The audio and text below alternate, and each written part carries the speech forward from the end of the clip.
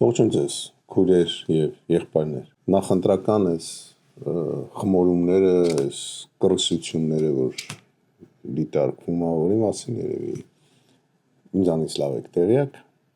շարունակում է երկրի իշխանությունը ճնշումներ գործադրել ընդդիմության վրա, օգտագործելով իրենց ադմինիստրատիվ հնարավորություններ։ Ես ուզում եմ նորից զգուշացնեմ այն քննիչներին, այն դատախազներին, այն դատավորներին, որոնք դարել են Նիկոլի շեստյորքեք։ Հիշեք ինքը ինչ է ասում, դուք բոլորդ ուսապարկ եք, այսօր ձեզ կօգտագործի, քանի որ պետք եք, վաղը ձեզ կշպրտի։ Դա եթե ինքը իր մտերիմ թիմակիցներին է ասում, հավատացեք դուք նույնիսկ ուսապարկ չեք իր համար։ Այս վերջի ժամանակները շատ այսպես մի հատ աժիոտաժ է ծագել մեր կուսակցության անդամների դեմ, հասկանում են եւ վախենում են։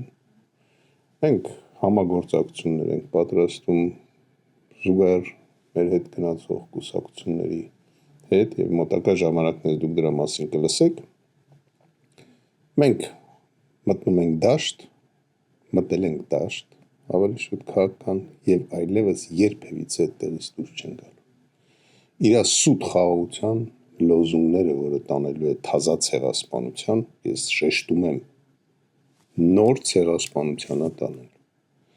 Ու այդ տարածաշրջանում հայ չի լինելու։ Օրինակ վերցրեք կողքի Իրանի ժողովրդից։ Դիմադրում է աշխարհի ամենաուժեղ պետությանը։ Եվ ված չի դիմադրում։ Սովորեք, այն 18%-ը, որ պետք է գնա Նիկոլին ձենտը եւ պատրաստ է համբյուրի թուրքի քամակը, նայեք մեր հարևաններին,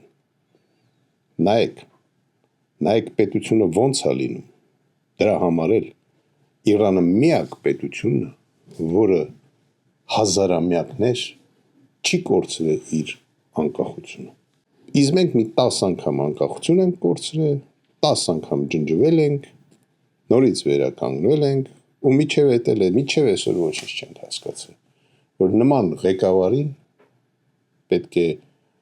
այդ աթոռից շպրտել, երբ որ մենք դա հասկանանք, այն ժամանակ իրոք կլինենք անկախ պետություն։ Մեր հետ եղեք, մենք գիտենք ինչ ենք անում, մենք գալիս ենք ու էլ չենք հեռանալու քաղաքականությունից։ Հիշեք ականջներիդ օղ արեք վերաբերումը այսօրվա թքող,